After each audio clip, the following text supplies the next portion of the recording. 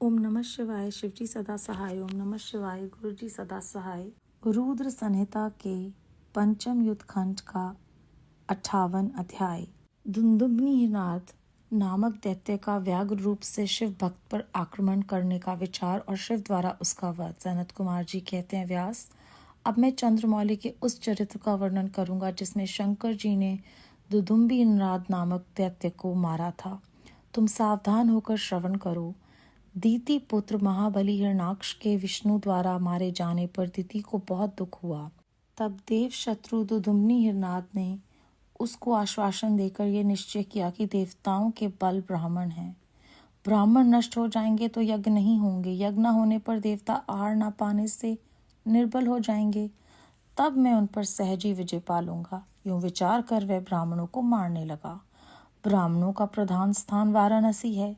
यह सोचकर वह काशी पहुंचा और वन में वनचर बनकर समिधा लेते हुए, जल में जलचर बनकर स्नान करते हुए, रात में व्याघ्र बनकर सोते हुए ब्राह्मणों को खाने लगा।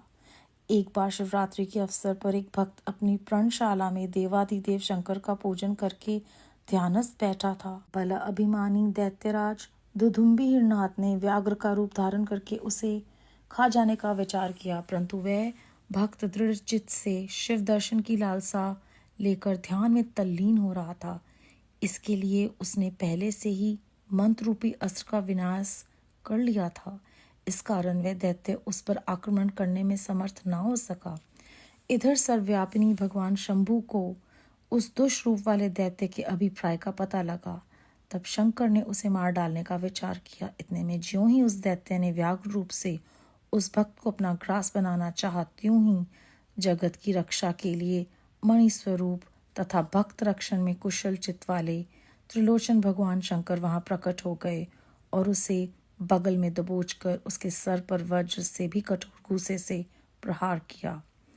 उस मुष्टि प्रहार से तथा कांख में दबोचने से वह व्याघ्र अत्यंत व्यथित हो गया और अपनी दहाड़ से पृथ्वी तथा आकाश को कंपाता हुआ मृत्यु का ग्रास बन गया। उस भयंकर शब्द को सुनकर तपस्वियों का हृदय कांप उठा। वे रात में ही उस शब्द का अनुसरण करते हुए उस स्थान पर आ पहुंचे। वहां परमेश्वर शिव को बगल में उस पापी को दबाए हुए देख सब लोग उनके चरणों में पड़ गए और जय जयकार करते हुए उनकी स्तुति करने लगे। तदनंतर महेश्वर ने कहा, जो मनुष्य यहाँ आकर श्रद्धापूर्वक मेरे इस रूप का दर्शन करेगा, निस्संदेह मैं उसके सारे उपद्रवों को नष्ट कर दूंगा। जो मनुष्य मेरे इस चरित्र को सुनकर और हृदय में मेरे इस लिंग का स्मरण करके संग्राम में प्रवेश करेगा, उसे अवश्य विजय प्राप्त होगी। मुने, जो मनुष्य व्याघ्रेश्वर के प्रकाट्य से संबंध रखने वाले इस परमोत्तम चरित्र को सुनेगा अथवा दूसरों को सुनाएगा, पढ़ेगा या पढ़ाएगा, वे अपनी समस्त मनोवांछित वस्तुओं को प्राप्त कर लेगा और अंत में संपूर्ण दुखों से रहित होकर मोक्ष का भागी होगा। शिवलीला संबंधी अमृत में अक्षरों से परिपूर्ण ये अनुपम आख्यान स्वर्ग, यश और आयु देने वाला तथा पुत्र पौत्र की वृद्धि करने वाला है। अध्याय 58 समाप्त। इस अध्याय में हमने जाना कि दुदुम्बिनाद सोचता है कि ब्राह्मण जो हैं वो देवताओं का बल है। अगर मैं देवताओं को मार दूं तो ये निर्बल हो जाएंगे। वो वनचर बनकर वन में, जलचर बनकर जल में और रात में व्याघ्र बन के ब्राह्मणों को खाने लगा।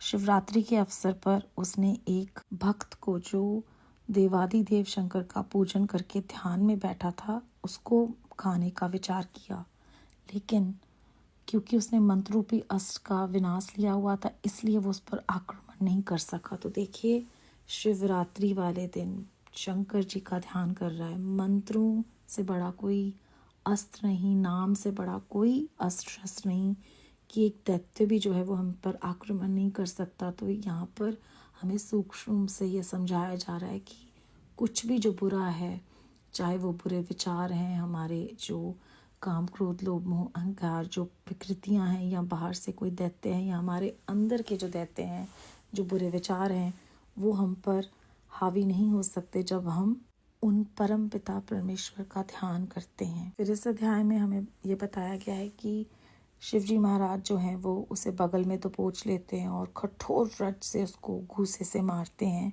तो वो मर जाता है।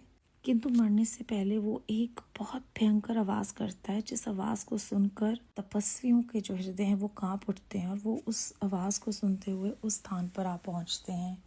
और फिर वो जो नज़ारा देखते हैं वो देखकर वो शिव जी के चरणों में पड़ जाते हैं, उनकी स्तुति करते हैं।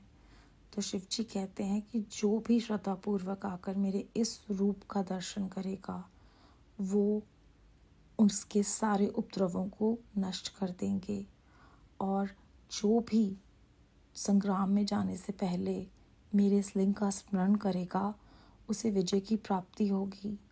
और उन्होंने कहा कि जो मनुष्य वाघेश्वर के प्रकाट्य से संबंध रखने वाले इस चरित्र को सुनेगा, सुनाएगा, पढ़ेगा, पढ़ाएगा, उसे मन वांछित फल मिलेंगे, मोक्ष का भागी होगा वो इंसान, और सब तरह के दुखों से वो दूर होगा।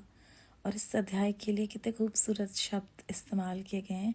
शिव लीला संबंधी अमृत में अक्षरों से परिपूर्ण ये अनुपम आख्यान, स्वर्ग, यश और आयु देने वाला और पुत्र पौत्र की वृद्धि करने वाला।